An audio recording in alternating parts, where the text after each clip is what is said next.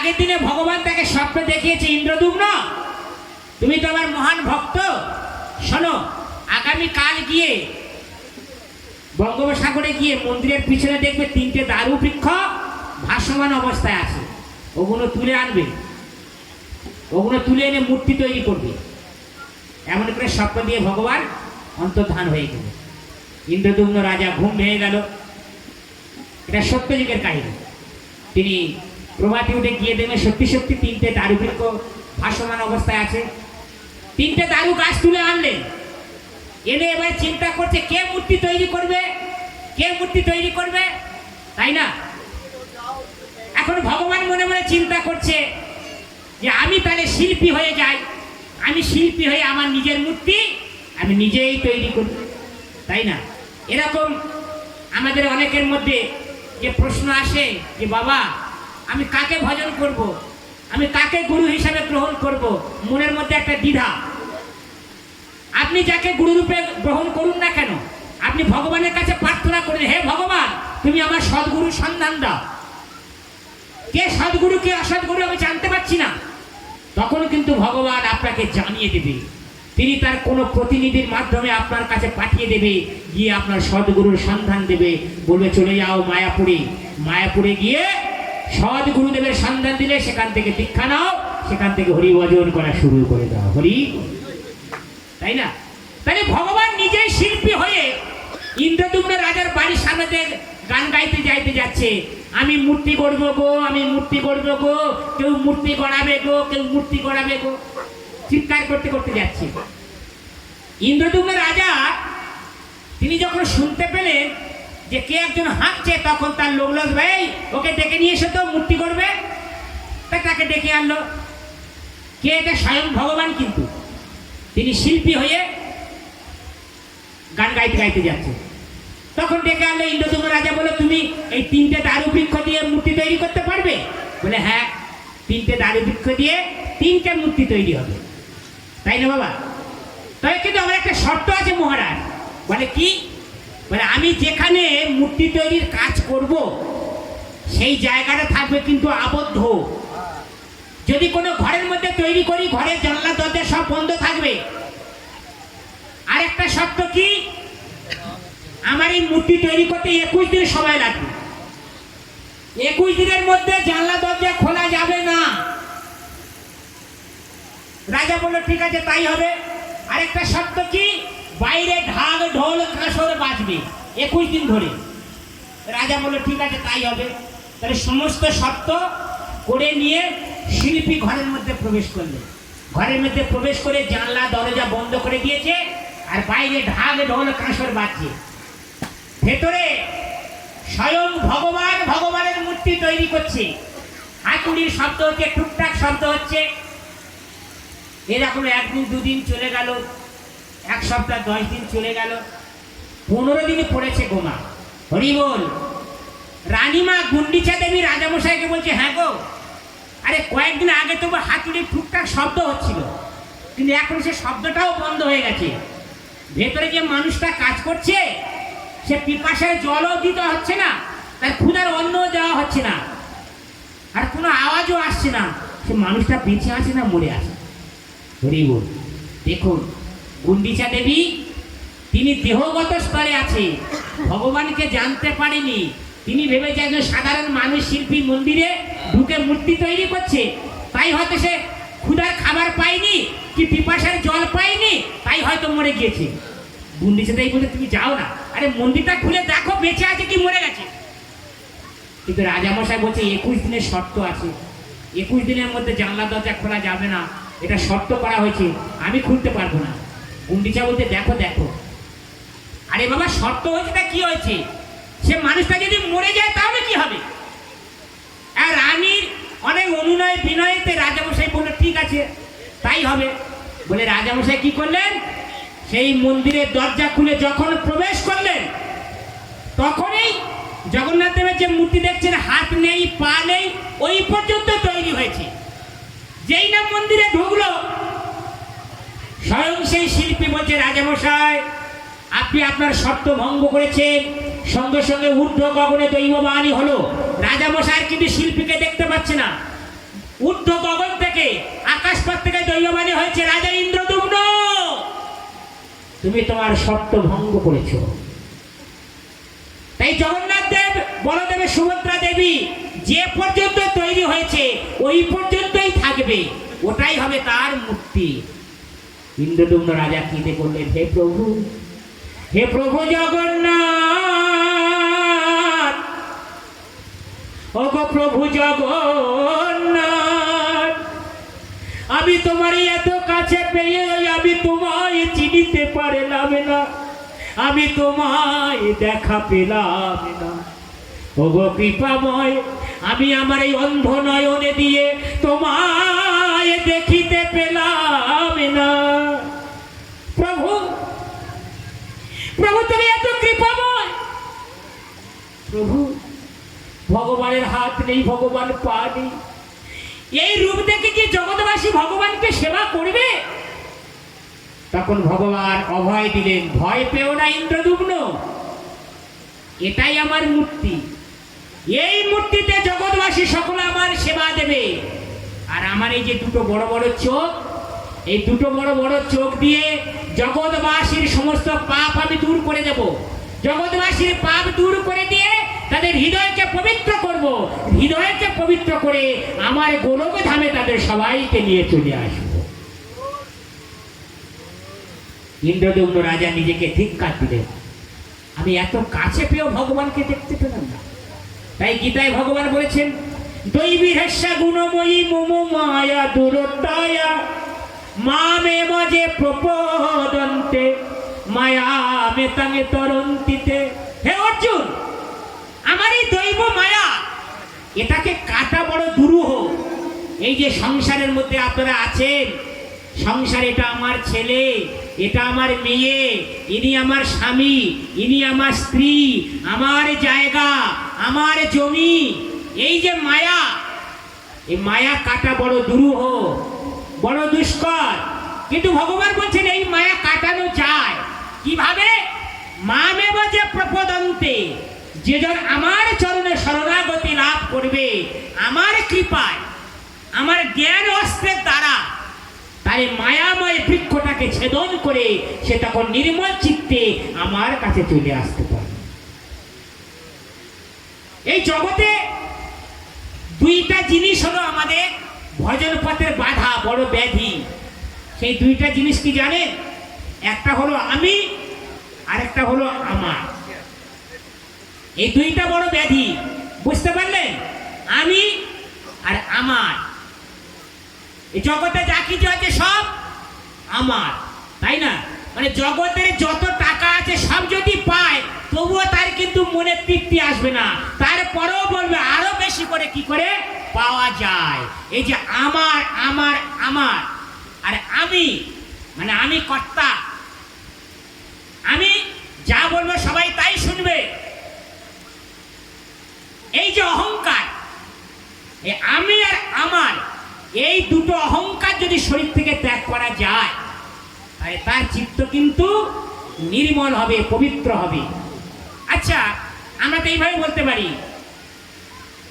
আজকের হরে কৃষ্ণ উৎসব চলছে, আজকে পঞ্চম দিনে পড়েছে, উৎসব কে দিচ্ছে? কেউ যদি বলে আমি দিচ্ছি, তাহলে কিন্তু ভুল হবে। কে দিচ্ছে? আমরা সবাই দিচ্ছি, তাই না? এই জগতের কর্তাকে, জগতের কর্তা ভগবান। আমি কে? আমি তার দাস, আমি তার সেবক, আমি তার অনুগত চাকর। এই যে ভাব, এই ভাব যদি আসে, হ্যাঁ, এই ভাব এলেই কিন্তু তার মধ্যে নমনীয়তা আসবে, তার মধ্যে শরণাগতি আসবে। এই নমনীয়তা শরণাগতি এলেই সে কিন্তু একদিন না একদিন ভগবানের সেবায় যুক্ত হয়ে যাবে। তাহলে ভগবান জানিয়ে দিলেন যে তার রূপটা কেমন করে হলো। কাজ বন্ধ হয়ে গেল, ওই অবস্থায় সেই রূপে আমরা কিন্তু দেখতে পাচ্ছি। আরেকটা কারণ ব্যাখ্যা করা আছে শাস্ত্রে, যে রোহিণী দেবী মানে বলরামের মা রোহিণী দেবী, তিনি একদিন কৃষ্ণের 16,108 জন রমণী, ভগবানের কয়জন স্ত্রী জানেন? 16,108 8 জন। ভগবান বলেই সম্ভব, ঠিক আছে? তাই এই 16,108 জনের রমণী, তার মধ্যে প্রধানা হলো রুক্মিণী দেবী, সত্যভামা দেবী। তা ভগবান কৃষ্ণ যখন রাত্রে ঘুমান, ঘুমিয়ে ঘুমিয়ে রাধে রাধে গোপী গোপী, রাধে রাধে গোপী গোপী এইরকম কথা বলে। আর পাশে ঘুমিয়ে থাকে রুক্মিণী দেবী, মনে মনে ভাবছে হাই রে, আমরা স্বামীকে এত করে যত্ন করি আর আমাদের নাম বলে না কি রাধে রাধে গোপী গোপী, এসব কার?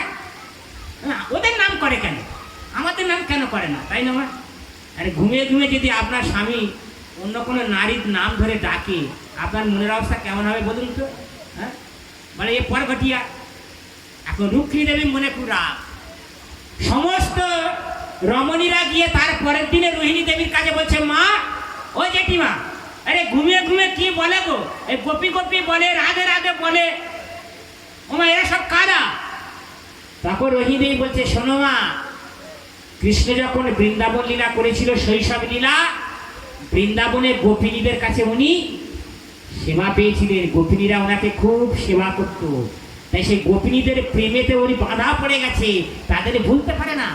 তাই ঘুমিয়ে ঘুমিয়ে কৃষ্ণ গোপী গোপী রাধে রাধে, গোপী গোপী রাধে রাধে। ভক্তের নাম বললে ভগবানকে পাওয়া যায়। আপনারা বলুন গোপী গোপী রাধে রাধে, গোপী গোপী রাধে রাধে।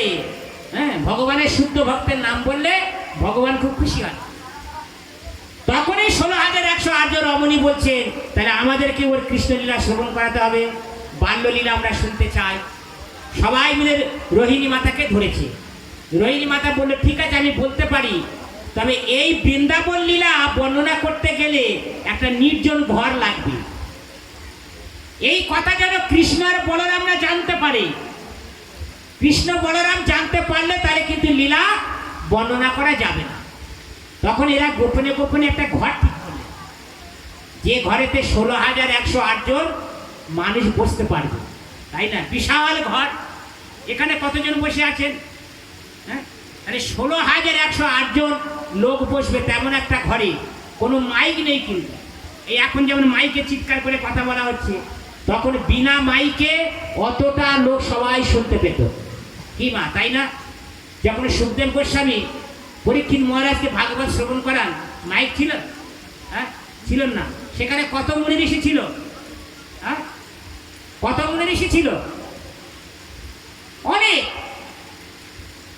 তা দেখুন, তা কৃষ্ণ বলরাম সুধর্মা সবাইতে তারা যোগদান করতে গেছে, যেদিনে বৃন্দাবন লীলা শ্রবণ করাবে। কৃষ্ণ বলরাম সুধর্মা সবাই চলে গেছে, 16,100 রমণীগণ ঘরে চলে গেছে। আর সুভদ্রা দেবীকে বললো, তুমি দ্বারেতে বসে থাকো, তুমি হলে দ্বাররক্ষী। কৃষ্ণ বলরাম যখন আসবে আমাকে ইঙ্গিত করবে, তাহলে আমি বৃন্দাবন লীলা বর্ণনা বন্ধ করে দেব বলে সুভদ্রা দেবী এরকম দরজার দ্বারে তিনি বসে আছেন। আর ভিতরে রোহিণী দেবী বৃন্দাবন লীলা শ্রবণ করাচ্ছেন। কাকে? 16,108 জনের রমণী। বৃন্দাবন লীলা বর্ণনা করা হচ্ছে, কৃষ্ণের রূপ ও মাধুরী বর্ণনা করা হচ্ছে, কৃষ্ণের বাল্য লীলা বর্ণনা করা হচ্ছে। তিনি পুতনা নামক রাক্ষসীকে বধ করেছেন, অঘাসুর, বকাসুর, কত অসুরকে বধ করেছেন। ওরে গোপিনীরা যে বৃন্দাবনে কৃষ্ণকে ছাড়া থাকতেই পারে না। ভগবান কৃষ্ণ কত বছর বেঁচে ছিল জানেন? হরিবল, অনেক হরিনাম শুনেছেন, শুনে শুনে বড় মানে বৃদ্ধ হয়ে গেছে। জানেন ভগবান কৃষ্ণ কত বছর জগতে প্রকট ছিলেন? 125 বছর। কোথায় কতদিন ছিলেন?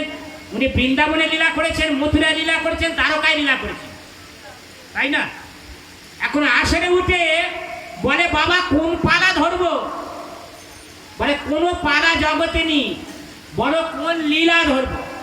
ভগবান লীলা করেছিল, ভগবান পালা করেনি, ঠিক আছে? এই সব অসভ্য অসুখ গুণ আমাদের মধ্যে রয়ে গেছে। ভগবান লীলা করেছিল 3 জায়গা, বৃন্দাবনে লীলা করেছিল, মথুরায় লীলা করেছিল, তারপরে দ্বারকায় লীলা করেছিল। বৃন্দাবনে লীলা করেছিল 11.5 বছর, মথুরায় লীলা করেছিল 13.5 বছর। তাহলে কত হলো? 11.5, 13.5, 25 বছর। আর দ্বারকায় রাজা হয়ে দ্বারকা লীলা করেছিল 100 বছর। এই হলো ভগবান কৃষ্ণের 125 বছর। সেই ভগবান কৃষ্ণ যখন কলিতে চৈতন্য মহাপ্রভু এসেছেন, মহাপ্রভু কত বছর বেঁচে ছিলেন জগতে? 48 বছর। 48 বছরের মধ্যে 24 বছর তিনি গৃহস্থ আশ্রমে ছিলেন, আর 24 বছর তিনি একান্তভাবে নাম প্রচার করেছেন, আর শেষ 12 বছর পুরী ধামে গম্ভীরা মন্দিরে তিনি একান্তভাবে রাধা কৃষ্ণকে ভজন করেছিলেন। বৃন্দাবন লীলা বর্ণনা হচ্ছে, কৃষ্ণ বলরাম সুধর্ম সবাই গেছে। রোহিণী দেবী যখন বৃন্দাবনের লীলা বর্ণনা করছে, সেই কথা কৃষ্ণ আর বলরামের হৃদয়ে গিয়ে আঘাত করছে। দাদা, মনে হয় যেন কেউ আমাদের লীলা বর্ণনা করছে। দাদা, বৃন্দাবনের লীলা যখন আমার কর্ণে আসছে, আমার হৃদয়ে মাঝে সেই গোপী গোপী গোপী গোপী রাধে রাধে রাধে রাধে, দাদা গো, সেই কথা আমার মনে আসছে, আর যে থাকতে পারছি না। দুই ভাই তখন ওই সুধর্ম সভা ত্যাগ করে বৃন্দাবনের দিকে দৌড়তে দৌড়তে আসছে। মা, যেখানে বৃন্দাবন লীলা বর্ণনা করছে। আর সুভদ্রা দেবীর দায়িত্ব কি ছিল? তিনি দ্বাররক্ষী ছিলেন, বাইরে কেউ যাতে না বাইরের লোক ঢুকতে পারে। কিন্তু সুভদ্রা দেবী এই রোহিণী দেবীর মুখে থেকে বৃন্দাবন লীলা শুনতে শুনতে তিনিও কিন্তু বিকারগ্রস্ত হয়ে পড়েছে। তার যে ডিউটি ছিল সে কিন্তু ভুলে গেছে, তিনি লীলার মধ্যে ডুবে গেছেন। লীলাটা কেমন না, বাস্তবের সঙ্গে তুলনা করা হচ্ছে। কেউ যখন লীলার মধ্যে ডুবে যায়, তখন আর তার কিন্তু বাহ্যিক জ্ঞান থাকে না।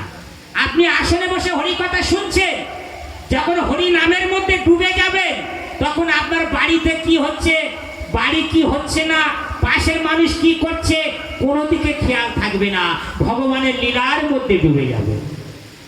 ঠিক কেমন না, আপনারা মিষ্টির দোকানে গেছেন, দেখবেন কোনো কোনো মাছি আছে মিষ্টিতে বসে একটু করে রস খায়, আবার উড়িয়ে পালায়। আবার কোনো কোনো মাছি আছে ওই মিষ্টির রস খেতে খেতে খেতে খেতে ওই মিষ্টির জায়গাতে ডুবে যায়। তাহলে কোন মাছিটা বুদ্ধিমান, যে খাচ্ছে আর পালাচ্ছে, না যে রসে ডুবে রসের মধ্যে পড়ে আছে? কোনটা বুদ্ধিমান বলুন তো? আমাদের হরিনামের ভক্তরা সেই রকম, একটু করে শুনবে, এখনো প্রসাদ বাকি আছে, একটু চলাফেরা করছে, প্রসাদের দিকে খেয়াল, প্রসাদের আসন যেই পড়বে সঙ্গে সঙ্গে হরিনাম ত্যাগ করে গিয়ে আসলে আগে বসে পড়বে। আবার কেউ কেউ আছে, না প্রভু বলুন বলুন, প্রভু বলে যান, শুনতে খুব ভালো লাগছে, আসন ত্যাগ করবে না। এখন যিনি আগে গিয়ে আসনে বলছে, সে বলছে আমি খুব বুদ্ধিমান, আমি আগে বসেছি। আর যে হরিনামে ডুবে আছে সে বলছে, বাবা সে হরিনাম ছাড়া আর কিছু জানে না। তাই আচার্যগণ বলছেন, এবার হরি কথা কও, হরি গুণ গাও, হরি নামের রসে সদা মত্ত রও। কে বলে হরি কথা কও, হরি গুণ গাও, হরি নামের রসে সদা মত্ত রও। হরি নামে গীতি গাও নীতি নীতি, অন্য কোন গীতি গেও না মন, অন্য কোন গীতি গেও না। সবাই আমার কথা দিয়ে খেয়াল রাখুন। মাকে ডাকছে, মা একই দিকে তাকা, কে আপনারা কোনো টাকা দিন? হ্যাঁ, আপনারা হরিনাম শুনুন। এই সুযোগ কিন্তু বারে বারে আসবে না। আসবে কি, বছরে এখানে উৎসব হয়, এই 9 দিন ধরে উৎসব হয়, সেই সুযোগটা গ্রহণ করার চেষ্টা করবেন। এই 9 দিন আপনারা গৃহকর্ম যত তাড়াতাড়ি সম্ভব সেরে নেবেন। গৃহের কাজ সারা জীবন থাকবে, সংসারের কাজ সারা জীবন থাকবে, থাকবে না? হ্যাঁ, সংসারে সংসারে কলি গেল চিরকাল, লাভ না হইল কিছু ঘটিল জঞ্জাল। বাবা সাধুর কথা শুনতে একটু খারাপ লাগবে, কিন্তু বাস্তব সত্য। লাভ কিছু নাই, সারা জীবন খেটে মরবে, লাভ কিছু নাই। যেদিন গোবিন্দের চরণে মন সঁপে দেবে, সেদিন একটু করে লাভ হতে শুরু করবে। কি লাভ? বলে বাবা হরিনাম শুনলে কি কেউ আমার 100 টাকা দেবে? হ্যাঁ, কেউ দেবে কি টাকা? দেবে না। বলে টাকা তো বাবা তুমিই পাবে, কারণ তুমি অন্তত কিছুটা প্রণামী তো পাবে। আর আমরা যে রাত থেকে শুনছি, আমাদের কি লাভ হবে? তাকে বাড়ি গিয়ে ঘুমালে লাভ হবে, হবে না বাবা? হ্যাঁ, কিন্তু না, শাস্ত্র কি বলছে? শ্রবণং কীর্তনং বিষ্ণু স্মরণং, যিনি শ্রবণ করেন তিনি হলেন আসল।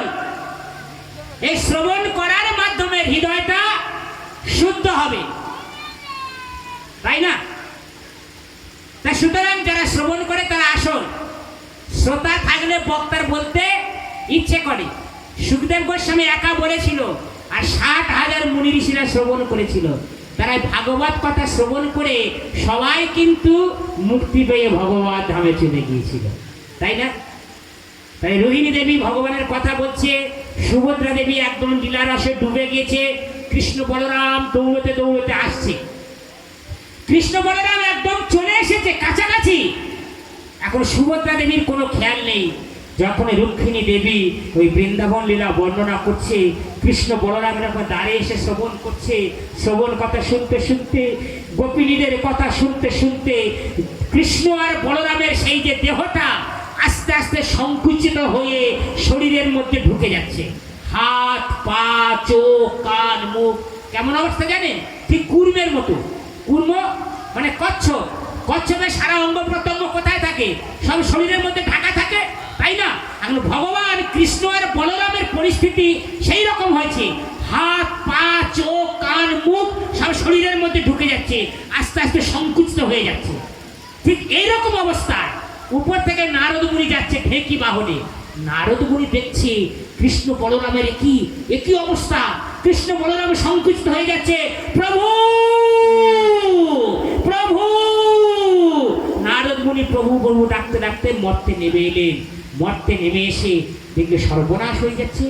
তখন তিনি সকলকে জাগরিত করার জন্য হাততালি দিয়ে কীর্তন করছে, হাততালি দিয়ে কীর্তন করছে, হরে কৃষ্ণ হরে কৃষ্ণ কৃষ্ণ কৃষ্ণ হরে হরে, হরে রাম রাম রাম হরে হরে।